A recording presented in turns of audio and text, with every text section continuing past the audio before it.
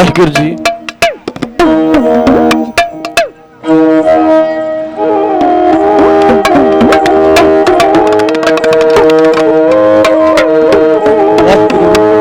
वाहिगुरू जी।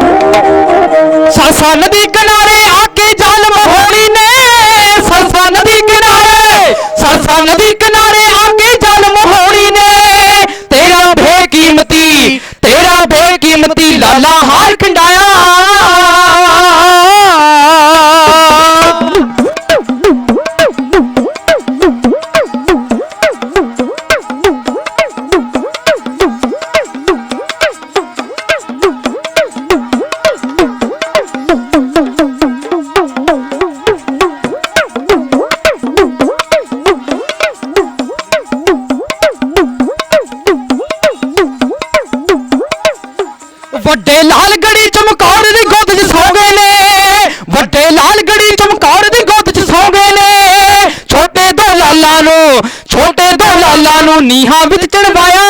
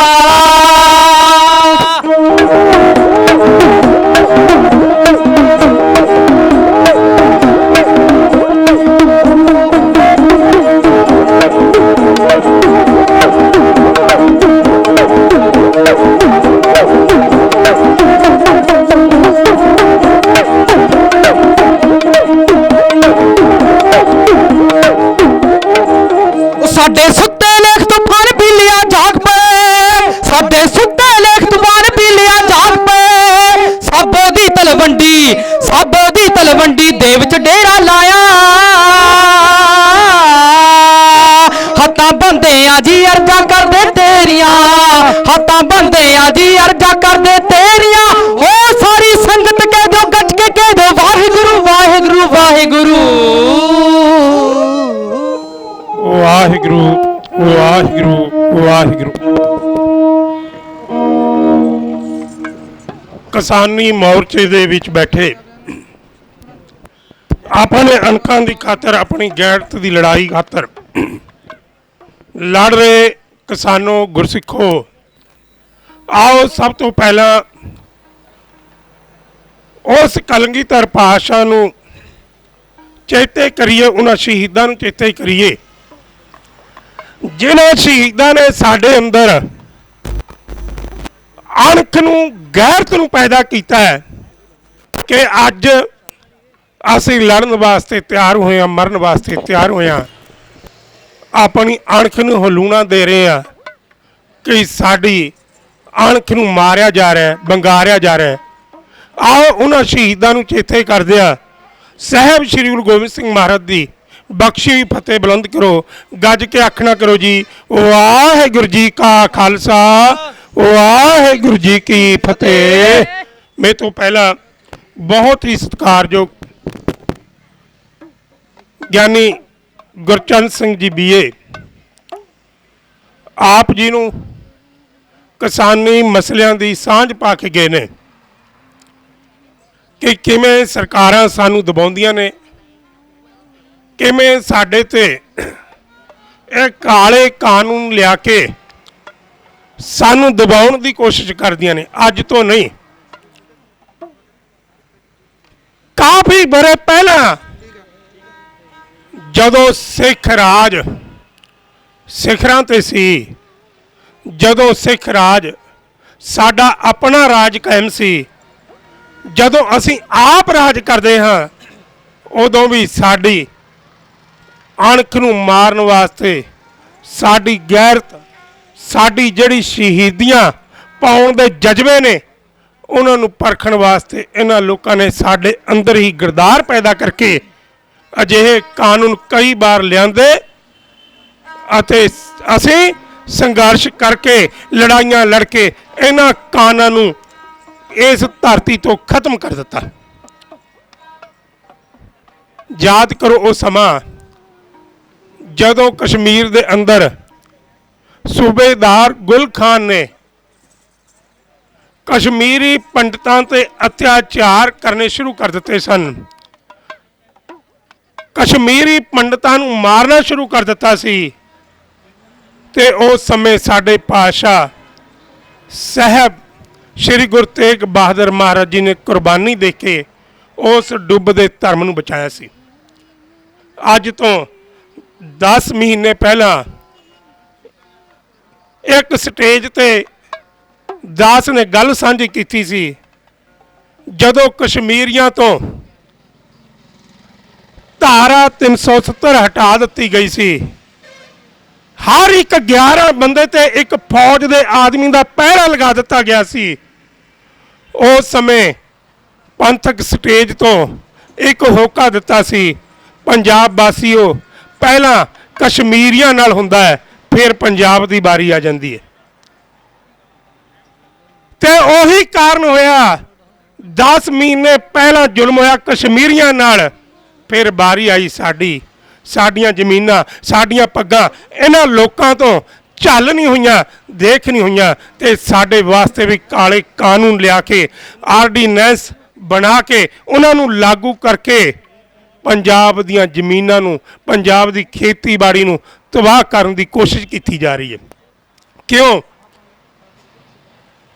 पंजाब दे अंदर सब तो वध बीए साहब दस के गए सन 92% हिस्सा हरी क्रांति दे विच पंजाबियों ने पाया, ते इन्ना हिस्सा पाउण वाले पंजाबियों दी यह बड़मूली जिहड़ा इन्होंने तोहफा कदे सानू अन्नदाता कह के दिता सी, उस नूं ये सरकारां किवें चल लैंदियां? किवें ये सरकारां अन्नदाता कहाउण वाले नूं ਝੱਲ ਸਕਦੀਆਂ ਨੇ, ਕਿਉਂਕਿ ਇਹ ਤਾਂ ਸੋਚਦੀਆਂ ਨੇ ਕਿ ਅੰਨਦਾਤਾ ਅਸੀਂ ਹਾਂ, ਕਿਸਾਨ ਅੰਨਦਾਤਾ ਨਹੀਂ। ਤੇ ਸਾਡੇ ਜ਼ਮੀਨਾਂ ਨੂੰ ਖਤਮ ਕਰਨ ਵਾਸਤੇ ਰੀੜ੍ਹ ਦੀ ਹੱਡੀ ਕਹਾਉਣ ਵਾਲੇ ਕਿਸਾਨ ਨੂੰ ਅੱਜ ਦਬਾਉਣ ਵਾਸਤੇ ਇਹ ਕਾਲੇ ਕਾਨੂੰਨ ਲੈ ਕੇ ਆਉਂਦੇ ਨੇ, ਤਾਂ ਕਿ ਜੇਕਰ ਰੀੜ੍ਹ ਦੀ ਹੱਡੀ ਟੁੱਟ ਗਈ ਤਾਂ ਤੁਸੀਂ ਮੰਨ ਕੇ ਜਾਇਓ, ਜਿਸ ਵਿਅਕਤੀ ਦੀ ਰੀੜ੍ਹ ਦੀ ਹੱਡੀ ਦਾ ਇੱਕ ਮਣਕਾ ਵੀ ਹਿੱਲ ਜਾਵੇ, ਨਾ ਉਹ ਉੱਠ ਸਕਦਾ ਹੈ, ਨਾ ਬੈਠ ਸਕਦਾ ਹੈ, ਨਾ ਖੜਾ ਹੋ ਸਕਦਾ ਹੈ। ਤੇ ਰੀੜ੍ਹ ਦੀ ਹੱਡੀ ਹੈ ਕਿਸਾਨ। ਜੇਕਰ ਕਿਸਾਨੀ ਨੂੰ ਤੋੜ ਦਿੱਤਾ ਗਿਆ, ਮਰੋੜ ਦਿੱਤਾ ਗਿਆ, ਇਹਨਾਂ ਦੀਆਂ ਜ਼ਮੀਨਾਂ ਖਤਮ ਕਰ ਦਿੱਤੀਆਂ ਗਈਆਂ, ਫਿਰ ਇਹ ਨਾ ਉੱਠ ਸਕਣਗੇ, ਨਾ ਬੈਠ ਸਕਣਗੇ, ਕਿਉਂਕਿ ਰੀੜ੍ਹ ਦੀ ਹੱਡੀ ਦਾ ਦਰਦ ਉਹ ਜਾਣਦੇ ਨੇ ਜਿਨ੍ਹਾਂ ਨੂੰ ਦਰਦ ਹੁੰਦਾ ਹੈ, ਦੂਜੇ ਨੂੰ ਨਹੀਂ ਪਤਾ। ਦੂਜਾ ਕੀ ਜਾਣਦਾ ਹੈ ਕਿ ਰੀੜ੍ਹ ਦੀ ਹੱਡੀ ਦਾ ਇੱਕ ਮਣਕਾ ਵੀ ਜਿਸ ਦਾ ਹਿੱਲਿਆ ਹੋਵੇ ਉਸ ਨੂੰ ਪੁੱਛ ਕੇ ਦੇਖਿਓ, ਨਾ ਉੱਠਣ ਜੋਗਾ ਰਹਿੰਦਾ ਹੈ, ਨਾ ਬੈਠਣ ਜੋਗਾ ਰਹਿੰਦਾ ਹੈ। ਤੇ ਸਾਡੀ ਰੀੜ੍ਹ ਦੀ ਹੱਡੀ ਨੇ ਕਿਸਾਨ ਤੇ ਸਾਡੀ ਕਿਸਾਨੀ ਨੂੰ ਖਤਮ ਕਰਕੇ ਸਾਨੂੰ ਖਤਮ ਕਰਨਾ ਚਾਹੁੰਦੇ ਨੇ। ਕਿਸਾਨਾਂ ਦੇ ਨਾਲ ਮਜ਼ਦੂਰ ਜੁੜੇ ਹੋਏ ਨੇ, ਕਿਸਾਨਾਂ ਦੇ ਨਾਲ ਕਵੀ, ਕਬੀਸ਼ਰ, ਢਾਡੀ, ਕਿਸਾਨਾਂ ਦੇ ਨਾਲ ਹੀ ਗਾਇਕੀ ਜੁੜੀ ਹੋਈ ਹੈ। ਜੇਕਰ ਵਧੀਆ ਫਸਲ ਨਾ ਹੋਵੇ ਨਾ, ਤਾਂ ਕਦੇ ਵੀ ਕਿਸਾਨ ਆਪਣੇ ਬੱਚਿਆਂ ਦੇ ਵਿਆਹ ਤੇ ਗਾਇਕ ਨਹੀਂ ਲਗਾਵੇਗਾ। ਕਦੇ ਵੀ ਕਿਸਾਨ ਖੁਸ਼ੀ ਦੇ ਮੌਕਿਆਂ ਤੇ ਢਾਡੀ ਬਾਰਾਂ ਨਹੀਂ ਕਹਾਵੇਗਾ। ਤੇ ਇਹ ਸਭ ਕੁਝ ਝੱਲਿਆ ਨਹੀਂ ਜਾਂਦਾ। ਜੇਕਰ ਰੀੜ੍ਹ ਦੀ ਹੱਡੀ ਤੋੜ ਦਿੱਤੀ ਜਾਵੇ ਤਾਂ ਕਿਵੇਂ ਉੱਠਣਗੇ, ਕਿਵੇਂ ਬੈਠਣਗੇ। ਤੇ ਅੱਜ ਅਸੀਂ ਇਕਮੁੱਠ ਹੋਏ ਹਾਂ, ਇਕਜੁੱਟ ਹੋਏ ਹਾਂ ਕਿ ਅਸੀਂ ਇਕੱਠੇ ਹੋ ਕੇ ਇਹਨਾਂ ਕਾਨੂੰਨਾਂ ਨੂੰ ਖਤਮ ਕਰਨਾ ਹੈ। ਇਹਨਾਂ ਕਾਨੂੰਨਾਂ ਨੂੰ ਕਦੇ ਲਾਗੂ ਨਹੀਂ ਹੋਣ ਦੇਣਾ। ਤੇ ਦਿੱਲੀ ਨੇ ਸਾਡੇ ਨਾਲ ਅੱਜ ਤੋਂ ਨਹੀਂ, ਬਹੁਤ ਸਮਾਂ ਪਹਿਲਾਂ ਤੋਂ ਜ਼ੁਲਮ ਕਮਾਉਂਦੀ ਰਹੀ ਹੈ, ਜ਼ੁਲਮ ਕਮਾਉਂਦੀ ਰਹੇਗੀ, ਕਿਉਂਕਿ ਸਾਡਾ ਦਿੱਲੀ ਦੇ ਨਾਲ ਸਦਾ ਤੋਂ ਵੈਰ ਹੈ। ਚਾਹੇ ਕੋਈ ਸਿੱਖ ਪ੍ਰਧਾਨ ਮੰਤਰੀ ਆਵੇ, ਮਾਫ ਕਰਿਓ ਇੱਕ ਗੱਲ ਕਹਿਣ ਜਾ ਰਿਹਾ। ਕਵੀ ਲਿਖਦਾ ਹੈ ਤੇ ਕਵੀ ਕਬੀਸ਼ਰ ਜਿਹੜੇ ਪੜ੍ਹਦੇ ਹੁੰਦੇ ਨੇ ਉਹ ਕਹਿੰਦੇ, हमारी किश्ती भी वहाँ डूबी जहाँ पानी कम था, हमको तो अपनों ने लूटा, गैरों में क्या दम था। गैरों ਦੇ ਅੰਦਰ ਕੋਈ ਦਮ ਨਹੀਂ ਸੀ ਜੇਕਰ ਸਾਡੇ ਆਪਣੇ ਸਾਡੇ ਨਾਲ ਗਰਦਾਰੀਆਂ ਕਰਕੇ ਇਸ ਪੰਜਾਬ ਦੀ ਧਰਤੀ ਤੇ ਮੁੜ ਕੇ ਵਾਪਸ ਨਾ ਆਉਂਦੇ। ਅੱਜ ਧਰਨਿਆਂ ਤੇ ਬੈਠੇ ਉਹਨਾਂ ਅਕਾਲੀ ਲੀਡਰਾਂ ਨੂੰ ਮੈਂ ਪੁੱਛਣਾ ਚਾਹੁੰਦਾ ਕਿ ਜਦੋਂ ਅੱਜ ਤੋਂ 3 ਸਾਲ ਪਹਿਲਾਂ ਮੋਗੇ ਡਗਰੂ ਜਗ੍ਹਾ ਦੇ ਉੱਤੇ ਅਡਾਨੀ ਵੱਲੋਂ ਕਿਸਾਨਾਂ ਦੇ ਜਿਹੜੀ ਜਿਣਸ ਹੈ ਉਸ ਨੂੰ ਸਟੋਰ ਕਰਨ ਵਾਸਤੇ ਅਡਾਨੀ ਸਟੋਰ ਬਣਾਇਆ ਗਿਆ ਸੀ, ਜਿਸ ਦਾ ਨੀਂਹ ਪੱਥਰ ਬਾਦਲ ਸਾਹਿਬ ਤੁਸੀਂ ਆਪ ਆਪਣੇ ਹੱਥਾਂ ਨਾਲ ਰੱਖਿਆ ਸੀ, ਉਸ ਸਮੇਂ ਹੀ ਇਹ ਕਾਲੇ ਕਾਨੂੰਨ ਲਿਆਉਣ ਦੀ ਤਿਆਰੀ ਹੋ ਚੁੱਕੀ ਸੀ। ਤਾਂ ਹੀ ਤਾਂ ਐਡੇ ਐਡੇ ਪਹਿਲਾਂ ਹੀ ਜਿਹੜੇ ਸਟੋਰ ਸੀ ਬਣਾ ਦਿੱਤੇ ਗਏ। ਤੇ ਅੱਜ ਪੰਜਾਬ ਦੇ ਅੰਦਰ ਪੰਜਾਬ ਹਤੈਸ਼ੀ ਹੋਣ ਦੇ ਨਾਟਕ ਕਰਦੇ ਪਏ ਹੋ। ਇਹਨਾਂ ਨਾਟਕਾਂ ਦੀ ਪੰਜਾਬ ਨੂੰ ਕੋਈ ਲੋੜ ਨਹੀਂ, ਕਿਉਂਕਿ ਪੰਜਾਬ ਦੇ ਕਿਸਾਨ ਜਾਗ ਚੁੱਕੇ ਨੇ। ਪੰਜਾਬ ਦੇ ਕਿਸਾਨਾਂ ਦੇ ਅੰਦਰ ਗੈਰਤ ਅਣਖ ਹਜੇ ਬਾਕੀ ਹੈ, ਉਹ ਲੜਨਾ ਜਾਣਦੇ ਨੇ। ਉਹਨਾਂ ਨੇ ਇਹਨਾਂ ਜ਼ਮੀਨਾਂ ਉੱਤੇ ਆਪਣੇ ਜੀ ਜਾਨ ਦੀ ਬਹਾਈ ਕਰਕੇ ਹਰੀ ਕ੍ਰਾਂਤੀ ਲਿਆਂਦੀ ਹੈ। ਉਹਨਾਂ ਨੇ ਬਹਾਈ ਕਰਕੇ ਜਿਣਸ ਨੂੰ ਅੱਗੇ ਵਧਾਇਆ ਹੈ। ਉਹਨਾਂ ਨੇ ਖੇਤੀਬਾੜੀ ਨੂੰ ਪ੍ਰਫੁੱਲਤ ਕੀਤਾ ਹੈ। ਖੇਤੀਬਾੜੀ ਦੇ ਮਾਹਰ ਦੱਸਦੇ ਨੇ ਕਿ ਜਿੰਨੀ ਪੰਜਾਬ ਦੇ ਅੰਦਰ ਮਿਹਨਤ ਪੰਜਾਬ ਦਾ ਕਿਸਾਨ ਕਰਦਾ ਹੈ, ਕੋਈ ਵੀ ਕਿਸਾਨ ਇੰਨੀ ਮਿਹਨਤ ਨਹੀਂ ਕਰਦਾ। ਤੇ ਪੰਜਾਬ ਦੇ ਕਿਸਾਨ ਨਾਲ ਹਰ ਇੱਕ ਵਰਗ ਜੁੜਿਆ ਹੋਇਆ ਹੈ। ਹਰ ਇੱਕ ਵਰਗ, ਕੱਲਾ ਇੱਕ ਕਿਸਾਨ ਨਹੀਂ, ਕੱਲਾ ਜ਼ਿਮੀਂਦਾਰ ਨਹੀਂ, ਹਰ ਇੱਕ ਵਰਗ ਪੰਜਾਬ ਦੀ ਕਿਸਾਨੀ ਦੇ ਨਾਲ ਜੁੜਿਆ ਹੈ। ਤੇ ਉਹ 82-85% ਅਨਾਜ ਪੈਦਾ ਕਰਨ ਵਾਲਾ ਪੰਜਾਬ, ਇਹ ਦਿੱਲੀ ਦੀਆਂ ਸਰਕਾਰਾਂ ਨੂੰ ਕਿਵੇਂ ਚੱਲ ਹੁੰਦਾ। ਤੇ ਦਿੱਲੀ ਨੇ ਸਾਡੇ ਅੰਦਰ ਹਮੇਸ਼ਾ ਵੰਡੀਆਂ ਪਾਈਆਂ।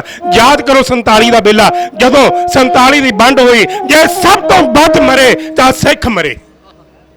ਤੇ ਯਾਦ ਕਰੋ 64 ਦੀ ਲੜਾਈ, ਜਦੋਂ 64 ਦੀ ਲੜਾਈ ਚੀਨ ਨਾਲ ਹੁੰਦੀ ਏ, ਜਦੋਂ ਉਸ ਲੜਾਈ ਦੇ ਵਿੱਚ ਫੌਜ ਦੇ ਵਿੱਚ ਲੜਦੇ ਨੇ ਤਾਂ ਸਭ ਤੋਂ ਵੱਧ ਸ਼ਹੀਦੀਆਂ ਸਿੱਖਾਂ ਦੀਆਂ ਹੁੰਦੀਆਂ ਨੇ। ਯਾਦ ਕਰੋ 72 ਦਾ ਵੇਲਾ, ਜਦੋਂ ਲੜਾਈਆਂ ਹੁੰਦੀਆਂ ਨੇ, ਜਦੋਂ ਬਾਰਡਰਾਂ ਤੇ ਫੌਜ ਨੂੰ ਖੜਿਆ ਕੀਤਾ ਜਾਂਦਾ ਹੈ ਤਾਂ ਸਭ ਤੋਂ ਵੱਧ ਫੌਜੀ ਪੰਜਾਬ ਤੋਂ ਸਿੱਖਾਂ ਦੇ ਖੜੇ ਕੀਤੇ ਜਾਂਦੇ ਨੇ, ਪੰਜਾਬੀ ਖੜੇ ਕੀਤੇ ਜਾਂਦੇ ਨੇ, ਤਾਂ ਕਿ ਇਹ ਅਣਖ ਵਾਸਤੇ, ਗੈਰਤ ਵਾਸਤੇ ਲੜਨ ਵਾਸਤੇ, ਮਰ ਮਿਟਣ ਵਾਸਤੇ ਤਿਆਰ ਰਹਿੰਦੇ ਨੇ। ਤੇ ਸਭ ਤੋਂ ਵੱਧ ਸ਼ਹੀਦੀਆਂ ਉਦੋਂ ਵੀ ਅਸੀਂ ਪ੍ਰਾਪਤ ਕੀਤੀਆਂ ਕਿ ਦੇਖੀਏ ਇਹਨਾਂ ਦੇ ਅੰਦਰ ਹਜੇ ਵੀ ਜ਼ੋਰ ਹੈ, ਜੋਸ਼ ਹੈ ਜਾਂ ਨਹੀਂ, ਜਾਂ ਖਤਮ ਹੋ ਗਿਆ। ਉਹ ਕਿਉਂ ਕੀਤਾ ਗਿਆ? ਕਿਉਂਕਿ ਉਸ ਵਕਤ ਵੀ ਤੁਸੀਂ ਕਿਸਾਨੀ ਦੇ ਸੰਘਰਸ਼ ਲਈ ਖੜੇ ਸੀ।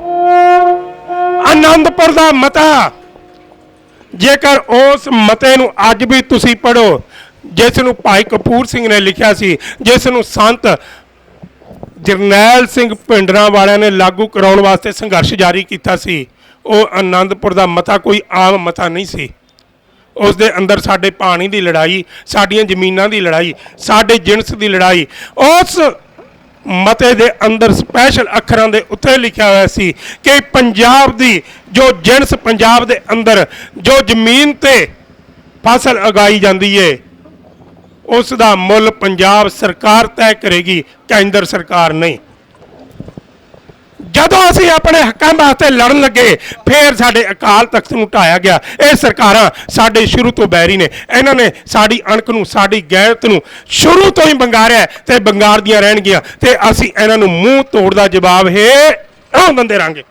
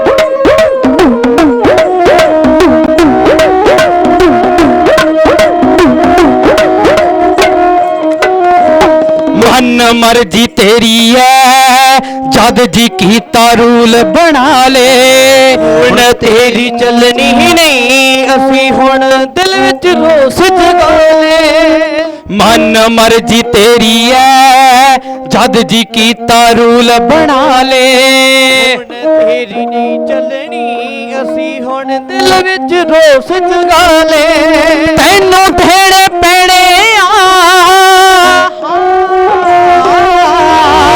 ਤੈਨੂੰ ਦੇਣੇ ਪੈਣੇ ਜਿਹੜੇ ਹੱਕ ਸਾਡੇ ਮਾਰੇ ਰੋਸ ਕਿਸਾਨਾਂ ਦਾ ਤੈਨੂੰ ਲੈ ਡੁੱਬ ਜੂ ਸਰਕਾਰੇ ਇਹ ਰੋਸ ਕਿਸਾਨਾਂ ਦਾ ਤੈਨੂੰ ਲੈ ਡੁੱਬ ਜੂ ਸਰਕਾਰੇ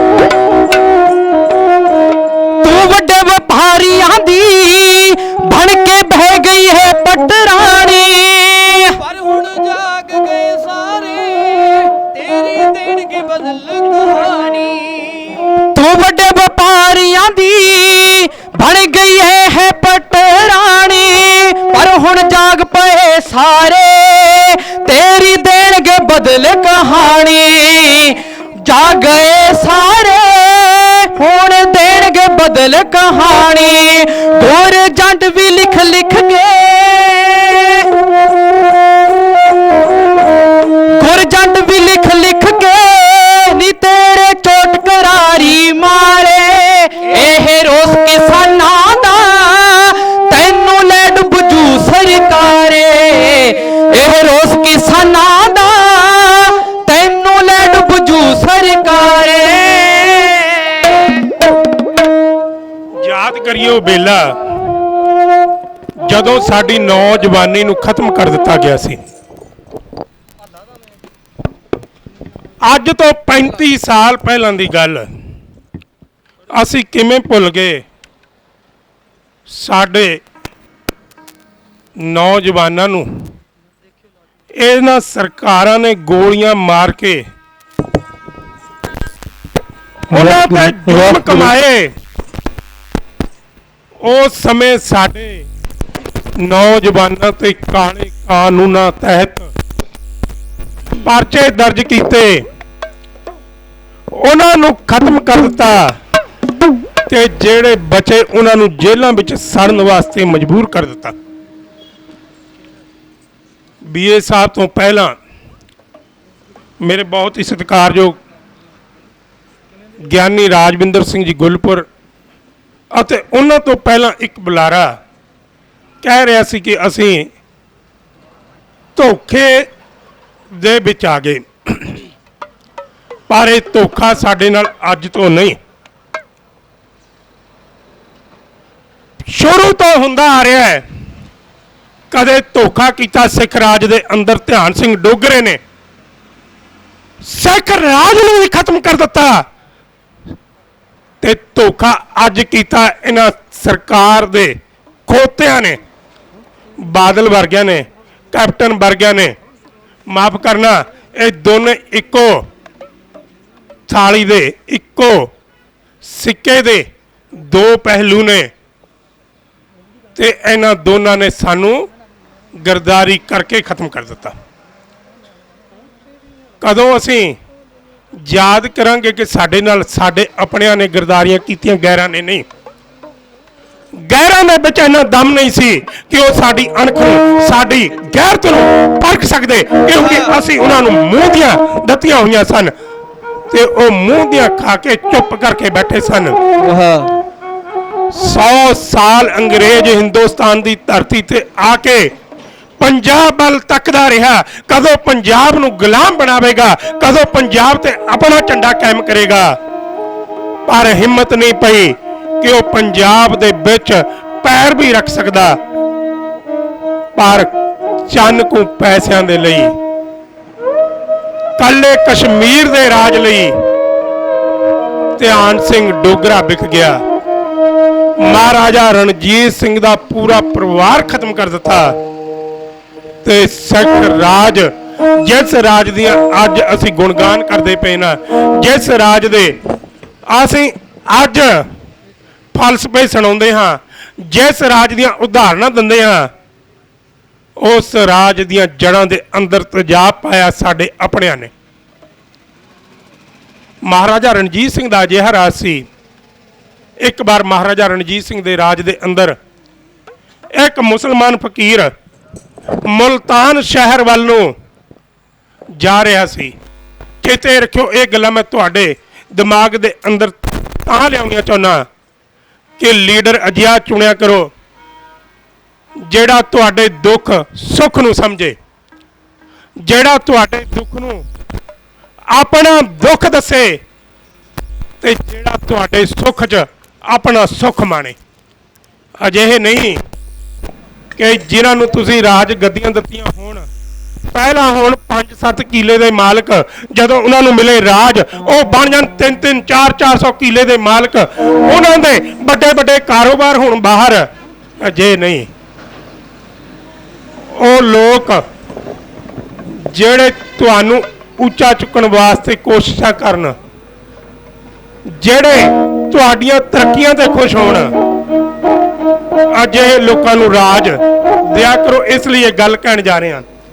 ਮਹਾਰਾਜਾ ਰਣਜੀਤ ਸਿੰਘ ਨੇ ਤੱਕਿਆ, ਇੱਕ ਮੁਸਲਮਾਨ ਫਕੀਰ ਪਾਲਕੀ ਨੂੰ ਸਜਾ ਕੇ, ਪਾਲਕੀ ਨੂੰ 4 ਬੰਦਿਆਂ ਦੇ ਮੋਢਿਆਂ ਤੇ ਰੱਖ ਕੇ ਲੈ ਕੇ ਜਾ ਰਿਹਾ ਹੈ ਤੇ ਲੈ ਕੇ ਜਾ ਰਿਹਾ ਹੈ ਮੁਲਤਾਨ ਵੱਲ। ਮਹਾਰਾਜਾ ਰਣਜੀਤ ਸਿੰਘ ਨੇ ਜਦੋਂ ਲਾਹੌਰ ਟੱਪਣ ਲੱਗਿਆ ਰੋਕਿਆ, ਕਿਉਂਕਿ ਮਹਾਰਾਜਾ ਰਣਜੀਤ ਸਿੰਘ ਉਸੇ ਰਸਤੇ ਜਾ ਰਹੇ ਸਨ ਜਿਸ ਰਸਤੇ ਉਹ ਫਕੀਰ ਉਸ ਪਾਲਕੀ ਨੂੰ ਲੈ ਕੇ ਜਾ ਰਿਹਾ ਸੀ।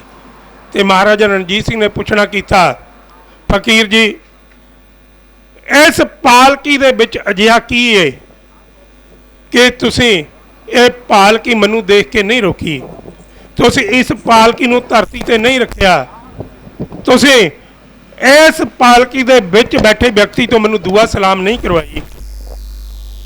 ਫਕੀਰ ਕਹਿਣ ਲੱਗਿਆ, ਰਾਜਾ ਜੀ, ਇਸ ਪਾਲਕੀ ਦੇ ਅੰਦਰ ਸਾਡੀ ਕੁਰਾਨ ਸ਼ਰੀਫ ਬਿਰਾਜਮਾਨ ਹੈ, ਜਿਸ ਨੂੰ ਮੈਂ ਆਪਣੇ ਹੱਥਾਂ ਦੇ ਨਾਲ ਸੋਨੇ ਦੀ ਸਿਹਾਈ ਬਣਾ ਕੇ ਲਿਖਿਆ ਹੈ ਤੇ ਇਸ ਦਾ ਮੁੱਲ ਪੰਜਾਬ ਦੀ ਧਰਤੀ ਤੇ ਨਹੀਂ ਪੈ ਸਕਦਾ।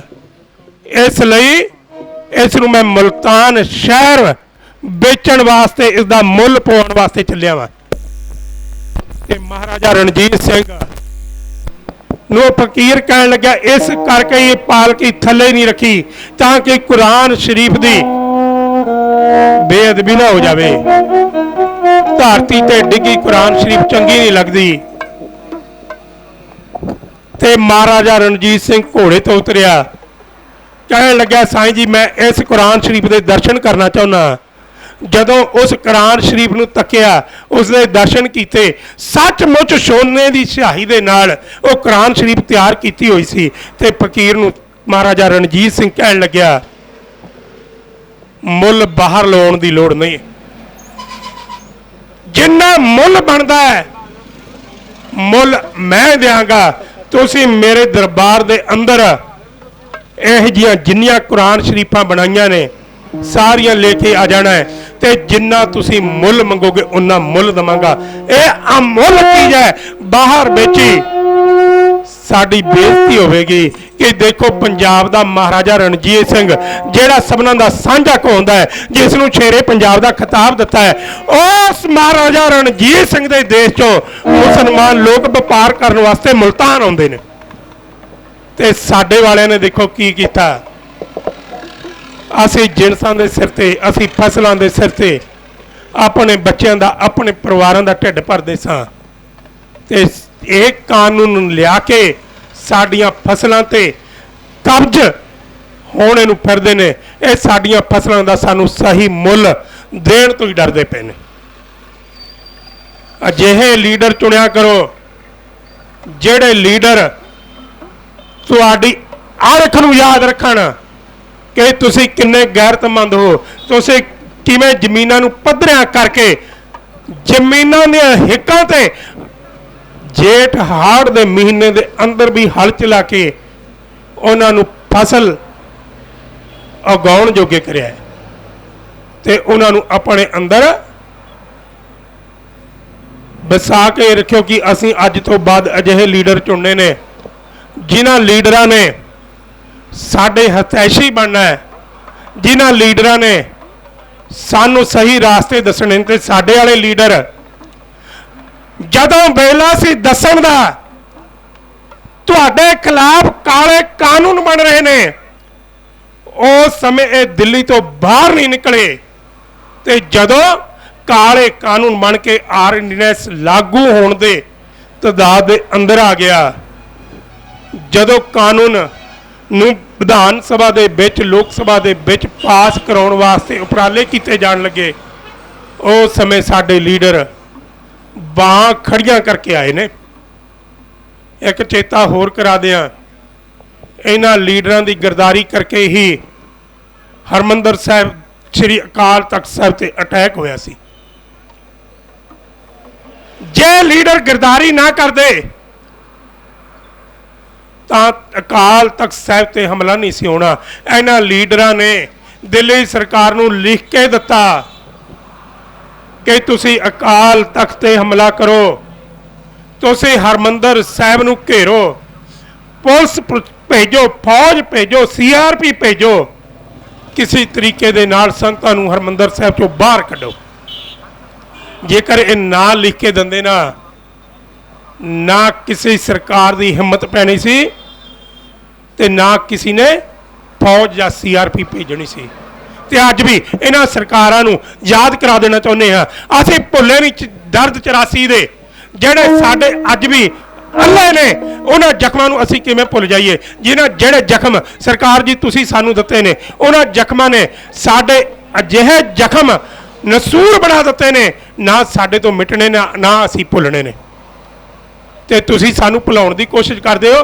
ਹਜੇ ਪਿਛਲਾ ਜ਼ਖਮ ਸੁੱਕਦਾ ਨਹੀਂ, ਤੁਸੀਂ ਅਗਲਾ ਜ਼ਖਮ ਹੋਰ ਦਿੰਦੇ ਹੋ। ਤੁਸੀਂ ਕਦੇ ਤਾਂ ਸਾਨੂੰ ਕਹਿੰਦੇ ਹੋ ਭੁੱਲ ਜਾਓ 84, ਅਸੀਂ ਤੁਹਾਡੀ ਮੰਨ ਕੇ ਕੋਸ਼ਿਸ਼ ਕਰਦੇ ਹਾਂ ਭੁੱਲ ਜਾਈਏ। 35 ਸਾਲ ਇਨਸਾਫ ਦੀ ਲੜਾਈ ਲੜਦੇ ਹੋਗੇ, ਇਨਸਾਫ ਨਹੀਂ ਮਿਲਦਾ, ਪਰ ਤੁਸੀਂ ਸਾਨੂੰ ਇੱਕ ਨਵਾਂ ਜ਼ਖਮ ਹੋਰ ਦੇ ਦਿੰਦੇ ਹੋ। ਪਿਛਲਾ ਅਜੇ ਸੁੱਕਦਾ ਨਹੀਂ ਤੇ ਅੱਗੇ ਨੂੰ ਹੋਰ ਖਰੋਚ ਦਿੰਦੇ ਹੋ ਤਾਂ ਕਿ ਅਸੀਂ ਪਿਛਲੇ ਜ਼ਖਮਾਂ ਨੂੰ ਨਾ ਭੁੱਲੀਏ, ਤਾਂ ਕਿ ਅਸੀਂ ਤੁਹਾਡੀਆਂ ਗਰਦਾਰੀਆਂ ਨੂੰ ਸਰਕਾਰ ਜੀ ਯਾਦ ਰੱਖੀਏ। ਪਰ ਚੇਤੇ ਰੱਖਿਓ, ਹੁਣ ਤੁਸੀਂ ਜਿੰਨੇ ਮਰਜ਼ੀ ਕਾਨੂੰਨ ਬਣਾ ਲਓ, ਕਿਸਾਨ ਜਾਗ ਚੁੱਕਿਆ ਹੈ, ਕਿਸਾਨ ਨੂੰ ਪਤਾ ਲੱਗ ਚੁੱਕਿਆ ਹੈ ਕਿ ਕੌਣ ਸਾਡਾ ਅਤੈਸ਼ੀ ਹੈ, ਕੌਣ ਬੇਈਮਾਨੀ ਕਰ ਰਿਹਾ ਹੈ, ਕੌਣ ਗਰਦਾਰੀ ਕਰ ਰਿਹਾ ਹੈ। ਅਸੀਂ ਕਿਸਾਨ ਇਕੱਠੇ ਹੋ ਕੇ ਸੰਘਰਸ਼ ਦੀ ਲੜਾਈ ਲੜਨ ਵਾਸਤੇ ਤਿਆਰ ਹੋਈ ਬੈਠੇ ਆ ਤੇ ਲੜ ਵੀ ਰਹੇ ਆ। ਤੂੰ ਭਾਵੇਂ ਲੱਖ ਕਾਨੂੰਨ ਦਿੱਲੀ ਦੀ ਸਰਕਾਰੇ ਬਣਾ ਲੈ, ਪਰ ਅਸੀਂ ਤੇਰਾ ਇੱਕ ਵੀ ਕਾਨੂੰਨ ਆਪਣੇ ਦੇਸ਼ ਦੇ ਅੰਦਰ, ਇਸ ਪੰਜਾਬ ਦੀ ਧਰਤੀ ਦੇ ਅੰਦਰ ਲਾਗੂ ਨਹੀਂ ਹੋਣ ਦੇਣਾ।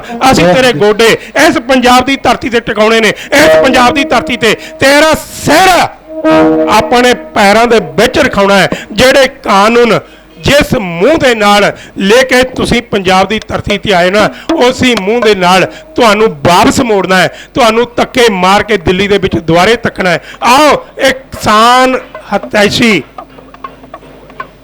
ਜਿਹੜੇ ਲੋਕ ਨੇ ਨਾ, ਉਹਨਾਂ ਦਾ ਅਸੀਂ ਦਈਏ ਸਾਥ। ਵੀਰਦੀਪ ਸਿੱਧੂ ਵਰਗਿਆਂ ਦਾ, ਜਿਨ੍ਹਾਂ ਨੇ ਕਿਸਾਨੀ ਸੰਘਰਸ਼ ਨੂੰ ਅੱਗੇ ਕਰਿਆ, ਜਿਹੜੇ ਲੜ ਰਹੇ ਨੇ। ਪੈਸੇ ਦੀ ਕੋਈ ਘਾਟ ਨਹੀਂ, ਪਰ ਪਤਾ ਹੈ ਜੇ ਕਿਸਾਨ ਡੁੱਬ ਗਿਆ ਤਾਂ ਗਾਇਕ ਵੀ ਡੁੱਬੇਗਾ, ਢਾਡੀ ਵੀ ਡੁੱਬੇਗਾ, ਕਬੀਸ਼ਰ ਵੀ ਡੁੱਬੇਗਾ, ਮਜ਼ਦੂਰ ਵੀ ਡੁੱਬੇਗਾ, ਕਿਉਂਕਿ ਕਿਸਾਨ ਹੀ ਰੀੜ ਦੀ ਹੱਡੀ ਹੈ। ਤੇ ਜੇ ਹੱਡੀ ਟੁੱਟ ਗਈ ਨਾ ਤਾਂ ਚੇਤੇ ਰੱਖਿਓ ਰਹਿਣਾ ਕੱਖ ਹੀ ਨਹੀਂ। ਸਰਕਾਰ ਦੇ ਬਣਾਏ ਕਾਨੂੰਨਾਂ ਨੂੰ ਕਿਵੇਂ ਕਿਸਾਨ ਹਿਤੈਸ਼ੀ ਲੋਕ ਜਿਹੜੇ ਕਿਸਾਨਾਂ ਦੇ ਹੱਕਾਂ ਦੀਆਂ ਕਰਦੇ ਨੇ ਗੱਲਾਂ, ਜਿਨ੍ਹਾਂ ਨੇ ਕਿਸਾਨਾਂ ਦੇ ਹੱਕਾਂ ਵਾਸਤੇ ਲੜਨ ਲਈ ਹੋਏ ਨੇ ਮੂਹਰੇ, ਉਹਨਾਂ ਨੇ ਆਪਣੇ ਰੋਸਾਂ ਦੁਆਰਾ ਸਰਕਾਰ ਦੇ ਗੋਡੇ ਕਿਵੇਂ ਟੇਕਣੇ ਨੇ ਉਹ ਸੀ ਨੂੰ ਢਾਡੀ ਜਿੱਤਾ ਇਹ ਬਿਆਨ ਕਰਦਾ।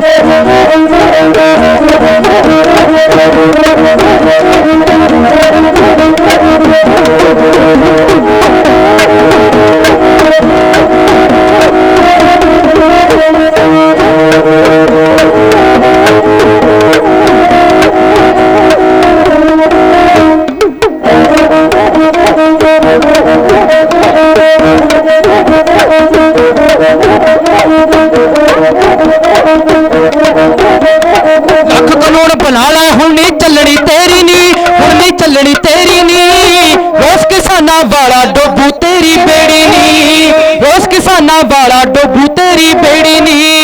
ਹੁਣ ਤੇਰੀ ਹਰ ਗੱਲ ਨੂੰ ਵਾਂਗ ਬਾਜਦੇ ਤੱਕਾਂਗੇ, ਵਾਂਗ ਬਾਜਦੇ ਤੱਕਾਂਗੇ। ਸੁਣ ਦਲੀਏ ਨੀ ਗੋਡਾ ਤੇਰੀ ਧੌਣ ਤੇ ਰੱਖਾਂਗੇ, ਸੁਣ ਦਲੀਏ ਨੀ ਗੋਡਾ ਤੇਰੀ ਧੌਣ ਤੇ ਰੱਖਾਂਗੇ।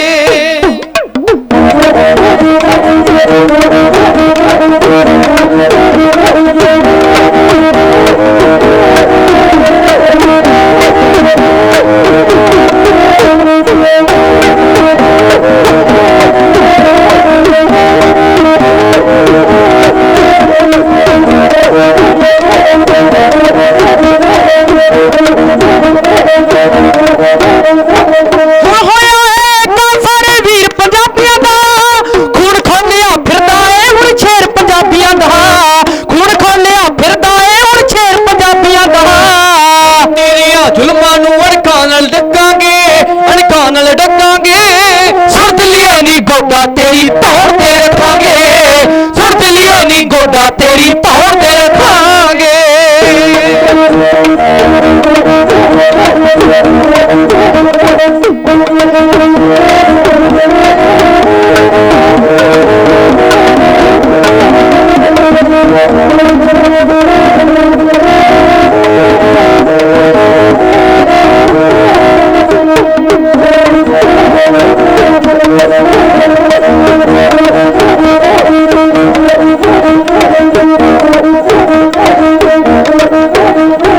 ਚਾਰੇ ਇਲਾਕੇ ਬਹਿ ਗਈਏ ਤੂੰ ਨਾਲ ਅੰਬਾਨੀਆਂ ਦੇ, ਗੂੜੇ ਰਿਸ਼ਤੇ ਹੋ ਗਏ ਨੇ ਤੇਰੇ ਨਾਲ ਅਡਾਨੀਆਂ ਦੇ, ਗੂੜੇ ਰਿਸ਼ਤੇ ਹੋ ਗਏ ਨੇ ਤੇਰੇ ਨਾਲ ਅਡਾਨੀਆਂ ਦੇ।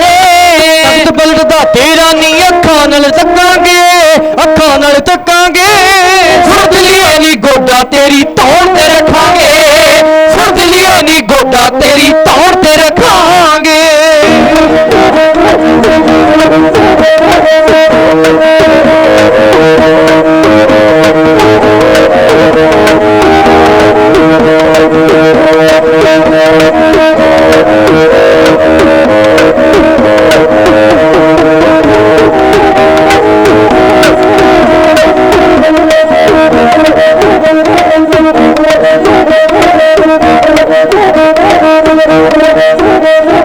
ਹਰ ਜ਼ਾਲਮ ਨੂੰ ਰੋਕਿਆ ਇਸ ਦਾ ਵੀਰ ਪੰਜਾਬੀਆਂ ਨੇ, ਲੰਡਨ ਤੱਕ ਵੀ ਸੋਧਾ ਜਾ ਕੇ ਵੀਰ ਪੰਜਾਬੀਆਂ ਨੇ, ਲੰਡਨ ਤੱਕ ਵੀ ਸੋਧਿਆ ਏ ਜਾ ਵੀਰ ਪੰਜਾਬੀਆਂ ਨੇ।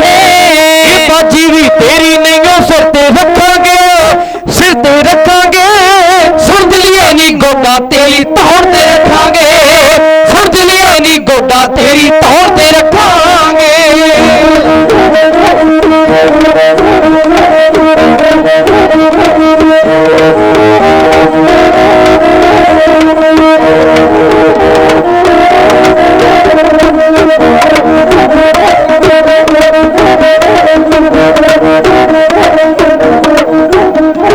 ਬਹੁਤ ਹੋ ਗਿਆ ਸਬਰ ਬਥੇਰੇ ਜੁਮਲੇ ਸੁਣ ਲੈਣੇ, ਤੂੰ ਹੁਣ ਗੱਲਾਂ ਭਾਲੇ ਤਾਣੇ ਬਹੁਤੇ ਬੁੜ ਲੈਣੀ, ਤੂੰ ਵੀ ਗੱਲਾਂ ਭਾਲੇ ਤਾਣੇ ਬਹੁਤੇ ਬੁੜ ਲੈਣੀ।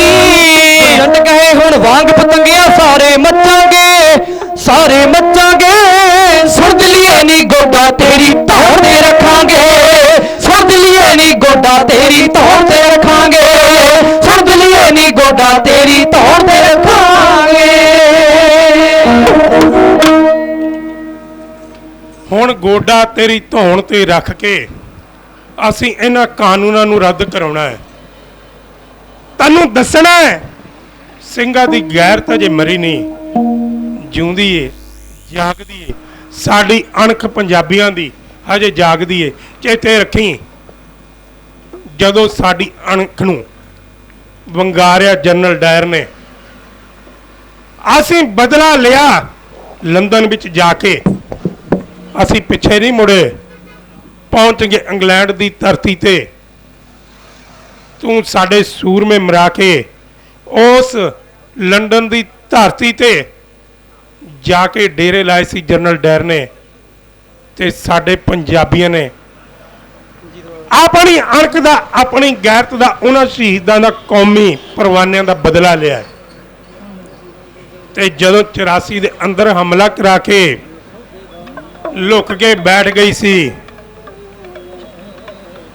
ਦਿੱਲੀ ਸਰਕਾਰ ਦੀ ਪ੍ਰਧਾਨ ਮੰਤਰੀ ਇੰਦਰਾ ਗਾਂਧੀ, ਫਿਰ ਪੰਜਾਬੀਆਂ ਦੇ ਅੰਦਰ ਅਣਖ ਜਾਗੀ। ਪੰਜਾਬੀਆਂ ਦੀ ਗੈਰਤ ਨੂੰ ਹਲੂਣਾ ਵੱਜਿਆ। ਜਿਸ ਅਕਾਲ ਤਖਤ ਨੂੰ ਢਾਹ ਕੇ ਸਾਡੇ ਜ਼ਖਮ ਨੂੰ ਸਿਉਣ ਵਾਸਤੇ ਫਿਰ ਤੋਂ ਦੁਆਰ ਤੋਂ ਉਸੇ ਅਕਾਲ ਤਖਤ ਨੂੰ ਬਣਾਉਣ ਦੀ ਫੌਜੀ ਸਾਜ਼ਿਸ਼ ਉਸ ਇੰਦਰਾ ਨੇ ਆਪਣੇ ਪਿੱਠੂਆਂ ਤੋਂ ਰਚਾਈ, ਤੇ ਸਾਡੇ ਪੰਜਾਬੀਆਂ ਨੇ ਫਿਰ ਮੂੰਹ ਤੋੜਵਾਂ ਜਵਾਬ ਦਿੱਤਾ। ਦਿੱਲੀ ਦੇ ਅੰਦਰ ਮਹਿਲਾਂ ਦੇ ਅੰਦਰ ਹੀ ਸੁੱਕਣੇ ਪਾਤੀ, ਜਿਵੇਂ ਕੋਈ ਕੱਪੜਾ ਸੁਕਾਉਂਦਾ ਹੈ। ਤੇ ਜਿਹਨੇ ਸਾਡੀ ਅਣਖ ਨੂੰ ਵਿਗਾੜਿਆ, ਅਸੀਂ ਰਹਿਣ ਨਹੀਂ ਦਿੱਤਾ ਇਸ ਧਰਤੀ ਤੇ। ਉਹ ਸਾਡੀ ਅਣਖ ਨੂੰ ਵਿਗਾੜ ਕੇ ਕਿਵੇਂ ਕੋਈ ਜੂ ਸਕਦਾ ਹੈ? ਕਿਵੇਂ ਕੋਈ ਸਾਡੀ ਅਣਖ ਨੂੰ ਵਿਗਾੜ ਕੇ ਰਹਿ ਸਕਦਾ ਹੈ? ਸਾਡੀ ਅਣਖ, ਗੈਰਤ ਸਾਨੂੰ ਸਾਡਾ ਇਤਿਹਾਸ ਦੱਸਦਾ ਹੈ। ਗਿਆਨੀ ਗੁਰਚਰਨ ਸਿੰਘ ਜੀ BA ਸਾਹਿਬ ਦੱਸ ਕੇ ਗਏ ਸਨ, ਬੰਦਾ ਸਿੰਘ ਬਹਾਦਰ ਨੇ ਸਾਨੂੰ ਜ਼ਮੀਨਾਂ ਦੇ ਮਾਲਕ ਬਣਾਇਆ, ਸਿੱਖ ਰਾਜ ਦੀ ਨੀਂਹ ਰੱਖੀ। ਬਾਬਾ ਬਾਜ ਸਿੰਘ ਸਰਹੰਦ ਦੇ ਤਖਤ ਤੇ ਬੈਠਿਆ। ਜਦੋਂ ਰਾਜ ਕਰਨਾ ਸ਼ੁਰੂ ਕੀਤਾ, ਕਿਸਾਨਾਂ ਨੇ ਬਾਬਾ ਬਾਜ ਸਿੰਘ ਨੂੰ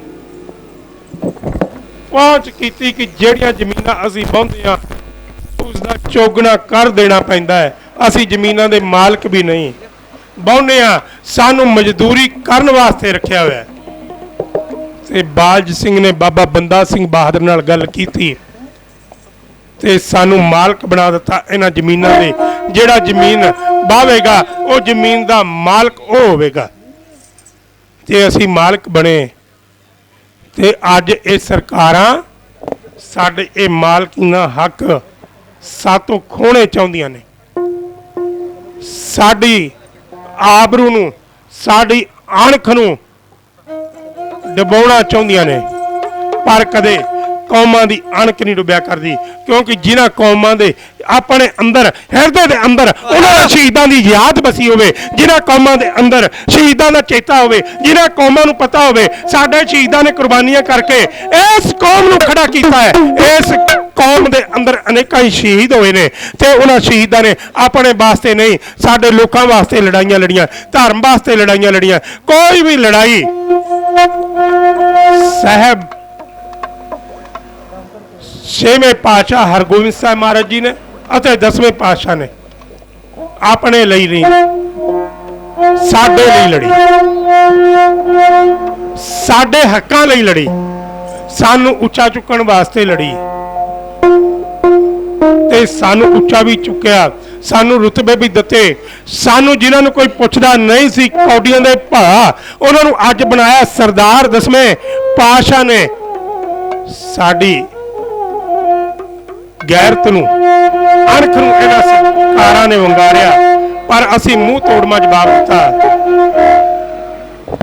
ਮੇਰੀ ਕੌਮ ਸ਼ਹੀਦਾਂ ਦੀ ਫੁੱਲਬਾੜੀ, ਸਦਾ ਗੀਤ ਸ਼ਹੀਦਾਂ ਦੇ ਗਾਉਂਦੀ ਏ, ਘਰ ਘਰ ਯਾਦ ਸ਼ਹੀਦਾਂ ਦੇ ਕਾਰਨਾਮੇ, ਮੋਇਆ ਹੋਇਆਂ ਵਿੱਚ ਜ਼ਿੰਦਗੀ ਪਾਉਂਦੀਓ। ਅਸੀਂ ਸ਼ਹੀਦਾਂ ਨੂੰ ਯਾਦ ਕਰਕੇ ਤੁਰੇ ਆ। ਅਸੀਂ ਆਪਣੇ ਸ਼ਹੀਦਾਂ ਨੂੰ, ਆਪਣੇ ਵੱਡੇ ਵਡੇਰਿਆਂ ਨੂੰ ਚੇਤੇ ਕਰਕੇ ਆਪਣੇ ਮਨ ਦੇ ਅੰਦਰ ਵਸਾ ਕੇ ਤੁਰੇ ਆ। ਅਸੀਂ ਕਦੇ ਹਾਰ ਨਹੀਂ ਮੰਨਣੀ। ਅਸੀਂ ਨਾ ਸਰਕਾਰਾਂ ਤੋਂ ਹਾਰੇ ਆ, ਨਾ ਹਾਰਾਂਗੇ। ਆਪਣੇ ਸੰਘਰਸ਼ ਨੂੰ ਹੋਰ ਤੇਜ਼ ਕਰਾਂਗੇ ਅਤੇ ਜਿੱਤ ਕੇ ਰਹਾਂਗੇ। ਨਾ ਸਿੰਘ ਹਾਰਦੇ ਨੇ ਤੇ ਨਾ ਸੌਦੇਬਾਜ਼ੀਆਂ ਕਰਦੇ ਨੇ। ਸੌਦੇਬਾਜ਼ ਗਰਦਾਰ ਹੁੰਦੇ ਨੇ ਤੇ ਗਰਦਾਰ ਅੱਜ ਆਪਣੇ ਘਰਾਂ ਵਾਪਸ ਤਾਲੇ ਲਗਾ ਕੇ ਬੈਠ ਗਏ ਨੇ ਤੇ ਅਸੀਂ ਗਰਦਾਰ ਨਹੀਂ, ਅਸੀਂ ਸਰਦਾਰ ਹਾਂ। ਅਸੀਂ ਸੌਦੇਬਾਜ਼ ਨਹੀਂ। ਅਸੀਂ ਤਾਂ ਆਪਣੀਆਂ ਜਿੱਤਾਂ ਦੇ ਝੰਡੇ ਦਿੱਲੀ ਸਰਕਾਰ ਦੀ ਹਿੱਕ ਤੇ ਗੱਡਣੇ ਐ ਤੇ ਕਿਵੇਂ ਗੱਡਣੇ ਐ ਉਹ ਸੀਨ ਨੂੰ ਢਾਡੀ ਜੱਥਾ ਹੈ।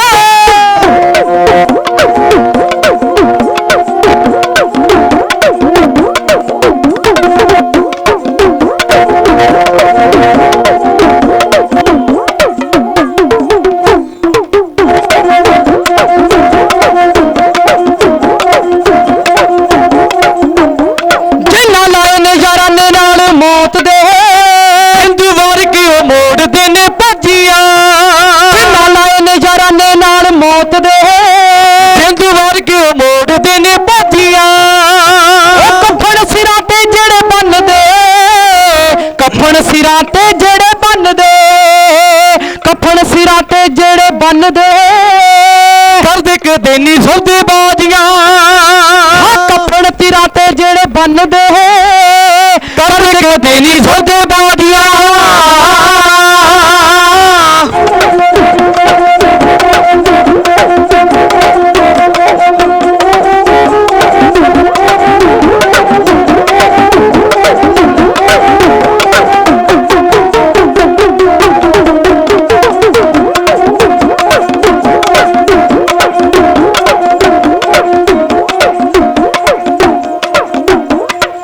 ਮੌਤ ਨੂੰ ਵਿਆਉਂਦੇ ਲਾੜੀ ਮੰਨ ਕੇ, ਸ਼ੌਕ ਨੇ ਅਵੱਲੇ ਉਹ ਰੱਖਦੇ।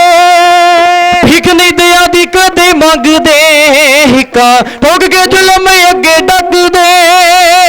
ਉਹ ਮੌਤ ਨੂੰ ਵਿਆਉਂਦੇ ਲਾੜੀ ਮੰਨ ਕੇ, ਸ਼ੌਕ ਨੇ ਅਵੱਲੇ ਉਹ ਰੱਖਦੇ। ਹਿੱਕ ਨਹੀਂ ਦਿਆ ਦੀ ਕਦੇ ਮੰਗਦੇ, ਹਿੱਕਾ ਠੋਕ ਕੇ ਜ਼ੁਲਮ ਅੱਗੇ ਡੱਕਦੇ। ਜਿਹੜਾ ਖੁਦ ਹੀ ਕਬੂਲ ਮੌਤ ਕਰਦੇ,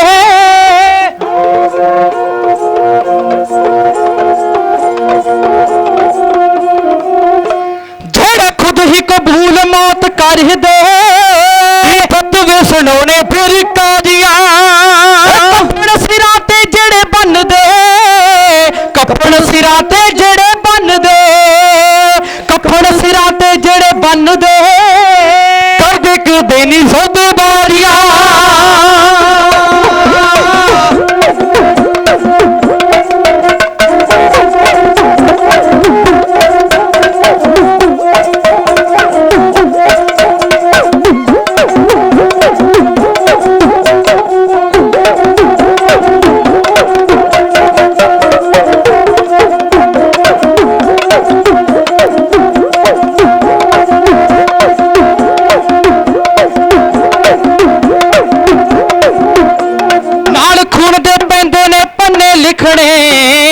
ਗੱਲਾਂ ਨਾਲ ਨੀ ਕਦੇ ਵੀ ਗੱਲ ਬਣਦੀ।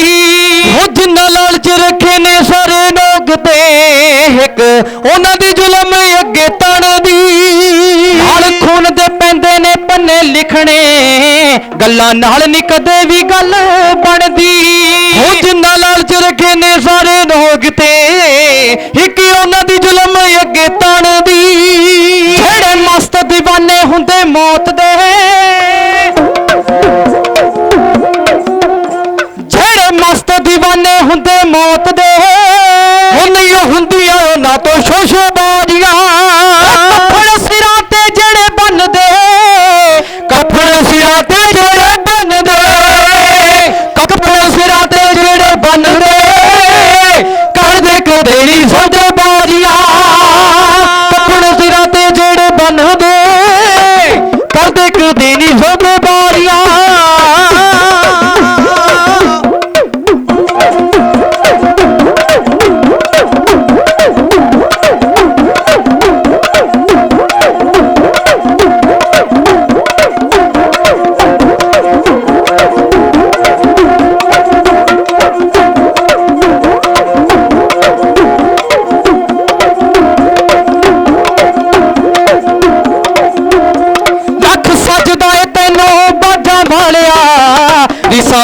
ਹੋਣੀਆਂ ਨੀ ਜੱਗ ਕੋਲੋਂ ਤੇਰੀਆਂ।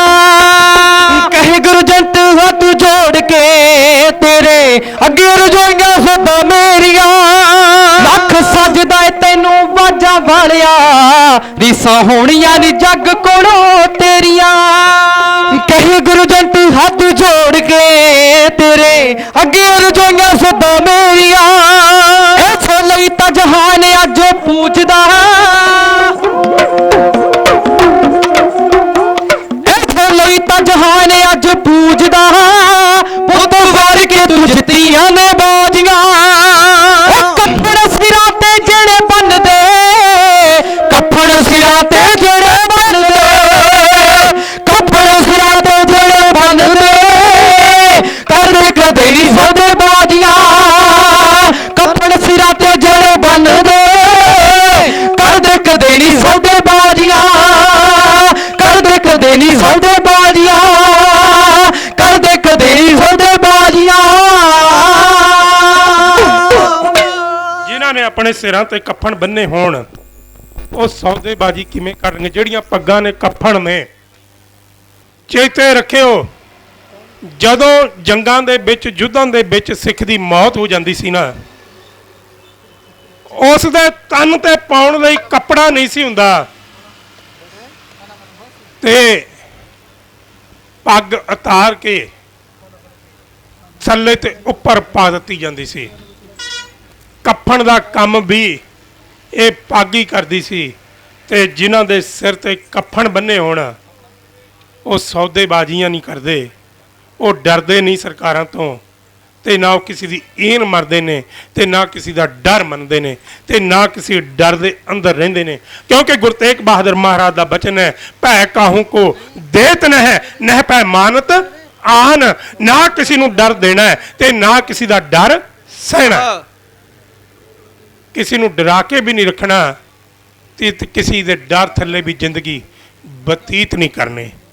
ਕਿਉਂਕਿ ਜਿਹੜੇ ਲੋਕ ਗੁਲਾਮਾਂ ਦੀ ਜ਼ਿੰਦਗੀ ਜਿਉਣ ਲੱਗ ਪੈਂਦੇ ਨੇ ਨਾ, ਕਵੀ ਦਾ ਸ਼ਾਇਰ ਹੈ, ਉਹ ਕਹਿੰਦਾ ਹੈ, ਗੁਲਾਮਾਂ ਦੇ ਕਾਦੇ ਤੀਰਥ ਤੇ ਮੱਕੇ, ਗੁਲਾਮਾਂ ਨੂੰ ਮਿਲਦੇ ਨੇ ਥਾਂ ਥਾਂ ਤੋਂ ਧੱਕੇ। ਗੁਲਾਮਾਂ ਦੀ ਕਾਦੀ ਜ਼ਿੰਦਗੀ ਹੈ? ਗੁਲਾਮਾਂ ਨੇ ਕਿੱਥੇ ਰਹਿਣਾ ਹੈ? ਗੁਲਾਮਾਂ ਦੇ ਕਾਦੇ ਗੁਰਦੁਆਰੇ, ਕਾਦੇ ਮੰਦਿਰ, ਕਾਦੀਆਂ ਮਸਜਿਦਾਂ ਨੇ? ਗੁਲਾਮਾਂ ਦਾ ਕੋਈ ਅਧਿਕਾਰ ਨਹੀਂ ਹੁੰਦਾ ਉਹਨਾਂ ਚੀਜ਼ਾਂ ਤੇ, ਕਿਉਂਕਿ ਉਹ ਗੁਲਾਮ ਨੇ ਤੇ ਉਹਨਾਂ ਨੂੰ ਗੁਲਾਮੀ ਵਾਰ-ਵਾਰ ਚੇਤੇ ਕਰਾਈ ਜਾਂਦੀ ਹੈ, ਜਿਵੇਂ ਸਾਨੂੰ ਚੇਤੇ ਕਰਾਈ ਜਾਂਦੀ ਹੈ। ਤੁਸੀਂ ਗੁਲਾਮ ਹੋ ਤੇ ਜੇਕਰ ਗੁਲਾਮ ਬਣ ਕੇ ਰਹੇ ਤਾਂ ਇਹ ਕਹਾਵਤ ਸੱਚੀ ਹੈ, ਪੰਜਾਬ ਦੇ ਜੰਮਿਆਂ ਨੂੰ ਨਿਤ ਦੀਆਂ ਮੁਹਿੰਮਾਂ। ਤੇ ਜਿਹੜਾ ਪੰਜਾਬ ਦੇ ਵਿੱਚ ਨਵ ਜੰਮਿਆ ਬੱਚਾ ਵੀ ਹੈ, ਉਸਨੇ ਵੀ ਵੱਡੇ ਹੋ ਕੇ ਕਿਸੇ ਨਾ ਕਿਸੇ ਮੁਹਿੰਮ ਦੇ ਵਿੱਚ ਸ਼ਾਮਲ ਹੋਣਾ ਹੈ। ਤੇ ਸਾਡੇ ਨਾਲ ਕਰੇ ਹੋਏ ਧੋਖੇ ਉਹਨਾਂ ਮੁਹਿੰਮਾਂ ਦਾ ਸਾਨੂੰ ਚੇਤਾ ਕਰਾਉਂਦੇ ਨੇ। ਬੰਗਾਲ ਦੀ ਇੱਕ ਸਰਕਸ, ਉਸ ਸਰਕਸ ਨੇ ਸ਼ੇਰ ਬੰਦ ਕਰ ਲਏ। ਮੈਂ ਉਹ ਸਰਕਸ ਦਾ ਨਾਮ ਭੁੱਲ ਗਿਆ, ਸ਼ਾਇਦ ਜਰਮਨੀ ਸਰਕਸ ਕਰਕੇ ਉਹ ਸਰਕਸ ਮਸ਼ਹੂਰ ਸੀ। ਤੇ ਇਸ ਦੇਸ਼ ਦੀ ਇੱਕ ਮੰਤਰੀ ਬਣੀ। ਸ਼ਾਇਦ ਬੰਦਿਆਂ ਨੂੰ ਤਾਂ ਗੁਲਾਮ ਬਣਾ ਕੇ ਇਸ ਦੇਸ਼ ਦੇ ਅੰਦਰ ਰੱਖਿਆ ਜਾਂਦਾ ਹੈ, ਬੰਦਿਆਂ ਦੇ ਤਾਂ ਹੱਥ ਪੈਰ ਬੰਨ ਲਏ ਜਾਂਦੇ ਨੇ, ਬੰਦਿਆਂ ਨੂੰ ਤਾਂ ਜੰਜੀਰਾਂ ਦੇ ਵਿੱਚ ਜਕੜ ਕੇ ਰੱਖਿਆ ਜਾਂਦਾ ਹੈ, ਪਰ ਜਾਨਵਰਾਂ ਨੂੰ ਛਡਾਉਣ ਦੇ ਯਤਨ ਕੀਤੇ ਜਾਂਦੇ ਨੇ। ਗਾਂਧੀ ਪਰਿਵਾਰ ਦੀ ਉਹ ਨੂੰਹ, ਸੰਜੇ ਗਾਂਧੀ ਦੀ ਘਰਵਾਲੀ, ਉਸਨੇ ਇੱਕ ਕਾਨੂੰਨ ਦੇਸ਼ ਦੇ ਅੰਦਰ ਲਿਆਂਦਾ ਕਿ ਜਿਹੜੇ ਗੁਲਾਮ ਬਣਾਏ ਗਏ ਜਾਨਵਰ ਨੇ ਉਹਨਾਂ ਨੂੰ ਛੱਡਿਆ ਜਾਵੇ, ਉਹਨਾਂ ਨੂੰ ਜੰਗਲ ਦੇ ਵਿੱਚ ਰਿਹਾਈ ਕਰ ਦਿੱਤੀ ਜਾਵੇ। ਤੇ ਤੁਹਾਡੇ ਮਨ ਦੇ ਅੰਦਰ ਚੇਤਾ ਕਰਾਉਣਾ ਚਾਹੁੰਦਾ ਹੈ, ਗੁਲਾਮੀ ਦੇ ਅੰਦਰ ਰਹਿ ਰਹਿ ਕੇ ਇੰਨਾ ਨਾ ਝੁਕ ਜਾਇਓ ਕਿ ਤੁਹਾਨੂੰ ਆਜ਼ਾਦੀ ਚੇਤਾ ਹੀ ਨਾ ਰਹੇ, ਤੁਸੀਂ ਆਜ਼ਾਦੀ ਨੂੰ ਹੀ ਭੁੱਲ ਜਾਓ, ਆਜ਼ਾਦੀ ਦਾ ਆਨੰਦ ਮਾਣਨਾ ਹੀ ਭੁੱਲ ਜਾਓ। ਤੇ ਉਹਨਾਂ ਸ਼ੇਰਾਂ ਨੂੰ ਬੰਗਾਲ ਦੇ ਜੰਗਲ ਵਿੱਚ ਛੱਡ ਦਿੱਤਾ ਗਿਆ। ਜਦੋਂ ਜੰਗਲ ਦੇ ਵਿੱਚ ਉਹ ਜਰਮਨ ਦੀ ਸਰਕਸ ਨੇ ਸ਼ੇਰਾਂ ਨੂੰ ਛੱਡਿਆ, 6 ਤੋਂ 7 ਦੀ ਗਿਣਤੀ ਦੇ ਵਿੱਚ ਸ਼ੇਰ ਸਨ, ਪਰ 1-2 ਹਫ਼ਤਿਆਂ ਦੇ ਵਿੱਚ ਹੀ ਉਹਨਾਂ ਸ਼ੇਰਾਂ ਨੂੰ ਕੁੱਤੇ ਪਾੜ ਕੇ ਖਾ ਗਏ, ਕਿਉਂਕਿ ਕਦੇ ਸ਼ਿਕਾਰ ਕਰਨਾ ਨਹੀਂ ਸੀ ਸਿੱਖਿਆ। ਜ਼ਿੰਦਗੀ ਦੇ ਵਿੱਚ ਹਮੇਸ਼ਾ ਗੁਲਾਮਾਂ ਦੀ ਜ਼ਿੰਦਗੀ ਹੀ ਬਤੀਤ ਕੀਤੀ ਸੀ। ਜੋ ਟੁਕੜਾ ਸਰਕਸ ਵਾਲੇ ਪਾ ਦਿੰਦੇ ਸਨ ਉਹ ਖਾ ਲੈਂਦੇ ਸਨ, ਉਸ ਨਾਲ ਗੁਜ਼ਾਰਾ ਕਰਦੇ ਸਨ। ਪਤਾ ਨਹੀਂ ਸੀ ਆਜ਼ਾਦੀ ਕੀ ਹੈ, ਪਤਾ ਨਹੀਂ ਸੀ ਅਸੀਂ ਸ਼ਿਕਾਰ ਕਰਨਾ, ਤੇ ਮਾਰੇ ਗਏ। 8-10 ਦਿਨ ਬਾਅਦ ਇੱਕ ਰਿਪੋਰਟ ਬੰਗਾਲ ਦੇ ਜੰਗਲਾਤ ਮਹਿਕਮੇ ਨੇ ਨਸ਼ਰ ਕੀਤੀ, ਅਖਬਾਰਾਂ ਦੇ ਅੰਦਰ ਸੁਰਖੀਆਂ ਦੇ ਵਿੱਚ ਛਪੀ ਕਿ ਜਿੰਨੇ ਜਰਮਨ ਸਰਕਸ ਵਾਲਿਆਂ ਨੇ ਸ਼ੇਰ ਛੱਡੇ ਸਨ, ਉਹਨਾਂ ਸਾਰੇ ਸ਼ੇਰਾਂ ਨੂੰ ਕੁੱਤੇ ਪਾੜ ਕੇ ਖਾ ਗਏ, ਕਿਉਂਕਿ ਉਹ ਗੁਲਾਮੀ ਦੀ ਜ਼ਿੰਦਗੀ ਜੀਣ ਦੇ ਆਦੀ ਹੋ ਚੁੱਕੇ ਸਨ। ਕਿਤੇ ਅਸੀਂ ਸ਼ੇਰ ਮੰਦ ਲੋਕ ਪੰਜਾਬੀਆਂ ਨੂੰ ਸ਼ੇਰ ਕਰਕੇ, ਸਿੰਘ ਕਰਕੇ, ਉਹਨਾਂ ਦੀ ਗਰਜ ਕਰਕੇ, ਉਹਨਾਂ ਦੀ ਦਹਾੜ ਕਰਕੇ ਜਾਣਿਆ ਜਾਂਦਾ ਹੈ। ਕਿਤੇ ਇਸ ਗੁਲਾਮੀ ਦੇ ਅੰਦਰ ਐਨੇ ਨਾ ਝੁਕ ਜਾਇਓ ਕਿ ਤੁਸੀਂ ਆਜ਼ਾਦੀ ਨੂੰ ਭੁੱਲ ਜਾਓ। ਆਜ਼ਾਦੀ ਕੀ ਹੈ, ਆਜ਼ਾਦੀ ਹੈ ਕੀ ਹੈ, ਕਿਤੇ ਇਹ ਨਾ ਭੁੱਲ ਜਾਇਓ। ਇੰਨਾ ਕਹਿੰਦਾ ਹੋਇਆ ਖਿਮਾ ਦਾ ਜਾਚਕਾਂ ਵਾਹਿਗੁਰੂ ਅੱਗੇ ਅਰਦਾਸ ਕਰਦਾ, ਹੇ ਸੱਚੇ ਪਾਤਸ਼ਾਹ ਕਿਰਪਾ ਕਰ, ਕਿਸਾਨਾਂ ਦੇ ਇਸ ਸੰਘਰਸ਼ ਨੂੰ ਕਾਮਯਾਬ ਬਣਾ, ਇਹ ਸੰਘਰਸ਼ ਕਾਮਯਾਬ ਹੋਵੇ, ਅਸੀਂ ਜਿੱਤਾਂ ਦੀ ਖੁਸ਼ੀ ਇਸ ਧਰਤੀ ਤੇ ਮਨਾ ਸਕੀਏ, ਅਸੀਂ ਵੀ ਕਿਤੇ ਆਨੰਦ ਨਾਲ ਜੀ ਸਕੀਏ, ਅਸੀਂ ਵੀ ਕਿਤੇ ਆਜ਼ਾਦੀ ਨਾਲ ਜੀ ਸਕੀਏ।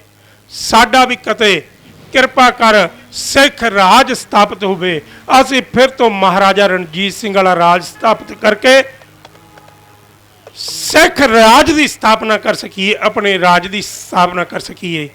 ਕਿਤੇ ਸਾਡਾ ਇਹ ਸੁਪਨਾ ਨਾ ਰਹਿ ਜਾਵੇ। ਹੇ ਪਾਤਸ਼ਾਹ ਕਿਰਪਾ ਕਰੀ ਸਾਨੂੰ, ਸਾਡੇ ਰਾਜ ਭਾਗ, ਕਿਉਂਕਿ ਗੁਰਬਾਣੀ ਦਾ ਫਰਮਾਨ ਹੈ, ਅਸੀਂ ਦੋਹਰੇ ਦੇ ਅੰਦਰ ਪੜ੍ਹਦੇ ਨਾ, ਸਭ ਸਿੱਖਣ ਕੋ ਹੁਕਮ ਹੈ ਗੁਰੂ ਮਾਨਿਓ ਗ੍ਰੰਥ। ਜਿੱਥੇ ਅਸੀਂ ਗੁਰੂ ਗ੍ਰੰਥ ਸਾਹਿਬ ਨੂੰ ਮੰਨਣਾ ਹੈ, ਉੱਥੇ ਸਿੱਖ ਖਾਲਸਾ ਰਾਜ ਦੀ ਵੀ ਸਥਾਪਨਾ ਦਾ ਜ਼ਿਕਰ ਪਾਤਸ਼ਾਹ ਉਸੇ ਦੋਹਰੇ ਦੇ ਅੰਦਰ ਕਰਦੇ ਨੇ। ਰਾਜ ਕਰੇਗਾ ਖਾਲਸਾ, ਆਕੀ ਰਹੇ ਨਾ ਕੋਏ। ਤੇ ਗੁਰੂ ਮਹਾਰਾਜ ਕਿਰਪਾ ਕਰਨ, ਸਾਡਾ ਰਾਜ ਸਥਾਪਿਤ ਹੋਵੇ, ਅਸੀਂ ਸਦੀਆਂ ਤੱਕ ਰਾਜ ਕਰ ਸਕੀਏ, ਆਪਣੀ ਜ਼ਿੰਦਗੀ ਨੂੰ ਮਾਣ ਸਕੀਏ। ਕਿਤੇ ਅਸੀਂ ਗੁਲਾਮ ਰਹਿ ਕੇ ਇੰਨਾ ਝੁਕ ਨਾ ਜਾਈਏ ਕਿ ਸਾਨੂੰ ਆਜ਼ਾਦੀ ਦਾ ਪਤਾ ਨਾ ਲੱਗੇ। ਅਸੀਂ ਆਜ਼ਾਦੀ ਅੰਗਰੇਜ਼ਾਂ ਤੋਂ ਵੀ ਅਸੀਂ ਲਈ, ਕਿਸੇ ਗਾਂਧੀ ਨੇ ਸਾਨੂੰ ਆਜ਼ਾਦੀ ਨਹੀਂ ਦਿੱਤੀ। ਚਰਖੇ ਚਲਾਉਣ ਨਾਲ ਆਜ਼ਾਦੀ ਨਹੀਂ ਮਿਲਦੀ। ਹੁਣ ਤੁਸੀਂ ਕਿੰਨੇ ਦਿਨਾਂ ਤੋਂ ਸੰਘਰਸ਼ਾਂ ਤੇ ਬੈਠੇ ਹੋਏ ਹੋ। ਮਾਫ ਕਰਨਾ, ਮੈਂ ਇਹ ਤੁਹਾਡੇ ਸੰਘਰਸ਼ ਤੋਂ ਉਲਟ ਗੱਲ ਨਹੀਂ ਕਰ ਰਿਹਾ, ਇੱਕ ਚੇਤਾ ਕਰਾਉਣ ਦੀ ਗੱਲ ਕਰ ਰਿਹਾ। ਦਿੱਲੀ ਸਰਕਾਰ ਨੂੰ ਇੱਕ ਚੇਤਾਵਨੀ ਜੀ ਦੇ ਰਿਹਾ ਹੈ ਕਿ ਸਰਕਾਰ ਜੀ ਚੇਤੇ ਰੱਖਿਓ, ਜੇ ਅਸੀਂ ਸੰਘਰਸ਼ਾਂ ਤੇ ਬੈਠ ਸਕਦੇ ਹਾਂ ਨਾ, ਅਸੀਂ ਧਰਨੇ ਮੁਜ਼ਾਹਰੇ ਤੁਹਾਡੇ ਖਿਲਾਫ ਕਰ ਸਕਦੇ ਹਾਂ। ਜਿਨ੍ਹਾਂ ਸਾਡੇ ਮੋਢਿਆਂ ਤੇ ਕਹੀਆਂ ਨੇ ਜ਼ਮੀਨਾਂ ਨੂੰ ਪੱਧਰਾ ਕੀਤਾ ਹੈ, ਕਿਤੇ ਇਹਨਾਂ ਮੋਢਿਆਂ ਤੇ ਬੰਦੂਕਾਂ ਆ ਗਈਆਂ, ਤੁਹਾਡੇ ਰਾਜ ਭਾਗ ਨਹੀਂ ਰਹਿਣੇ। ਸੰਭਲ ਕੇ ਚੱਲਿਓ, ਸਾਡੇ ਖਿਲਾਫ ਅਜਿਹੇ ਕਾਨੂੰਨ ਨਾ ਲਿਆਇਓ, ਸਾਨੂੰ ਬੰਦੂਕਾਂ ਚੱਕਣ ਵਾਸਤੇ ਮਜਬੂਰ ਹੋਣਾ ਪਵੇ। ਤੇ ਮੇਰੀ ਬੇਨਤੀ ਹੈ, ਸਾਨੂੰ ਬੰਦੂਕਾਂ ਚੱਕਣੀਆਂ ਵੀ ਨਾ ਪੈਣ ਕਿ ਅਸੀਂ ਚੱਕ ਕੇ ਪਹਿਲਾਂ ਵੀ ਪਛਤਾਏ ਹਾਂ। ਸਾਡੇ ਗਰਦਾਰਾਂ ਨੇ ਸਾਡਾ ਆਪਣਾ ਹੀ ਨੁਕਸਾਨ ਕਰ ਦਿੱਤਾ। ਤੇ ਵਾਹਿਗੁਰੂ ਅੱਗੇ ਅਰਦਾਸ ਹੈ, ਵਾਹਿਗੁਰੂ ਸਾਨੂੰ ਸਫਲਤਾ ਬਖਸ਼, ਏਕਤਾ ਬਖਸ਼, ਇਕਜੁੱਟ ਹੋ ਕੇ ਅਸੀਂ ਇਸ ਸੰਘਰਸ਼ ਦੀਆਂ ਜਿੱਤਾਂ ਨੂੰ ਹਾਸਲ ਕਰ ਸਕੀਏ। ਇੰਨਾ ਕੁਝ ਕਹਿੰਦਾ ਖਿਮਾ ਮੰਗਦਾ।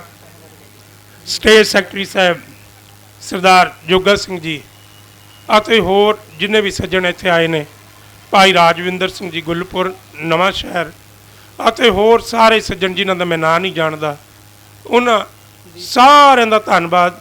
ਭਾਈ ਦੀਪ ਸੰਧੂ ਜੀ ਦਾ ਧੰਨਵਾਦ, ਜਿਨ੍ਹਾਂ ਨੇ ਇਸ ਮੋਰਚੇ ਨੂੰ ਸ਼ੁਰੂ ਕੀਤਾ, ਸਾਡੇ ਪੰਜਾਬੀਆਂ ਦੀ ਅਣਖ ਨੂੰ ਜਗਾਇਆ, ਸਾਡੇ ਪੰਜਾਬੀਆਂ ਦੀ ਗੈਰਤ ਨੂੰ ਹਲੂਣਾ ਦਿੱਤਾ ਹੈ ਕਿ ਜਾਗੋ ਪੰਜਾਬੀਓ, ਹੁਣ ਤੁਹਾਡੇ ਜਾਗਣ ਦਾ ਸਮਾਂ ਆ ਗਿਆ ਹੈ। ਜੇ ਹੁਣ ਨਾ ਜਾਗੇ ਫਿਰ ਕਦੋਂ ਜਾਗੋਗੇ। ਤੇ ਵਾਹ। ਹੁਣ ਪੰਜਾਬੀ ਜਾਗ ਵੀ ਚੁੱਕਿਆ ਹੈ ਤੇ ਜਾਗਦਾ ਰਹੇ। ਇਹੀ ਅਰਦਾਸ ਕਰਦਾ ਹੋਇਆ ਖਿਮਾ ਮੰਗਦਾ। ਬੁਲਾਓ ਫਤਿਹ, ਗੱਜ ਕੇ ਆਖੋ ਜੀ ਵਾਹਿਗੁਰੂ ਜੀ ਕਾ ਖਾਲਸਾ ਵਾਹਿਗੁਰੂ ਜੀ ਕੀ ਫਤਿਹ।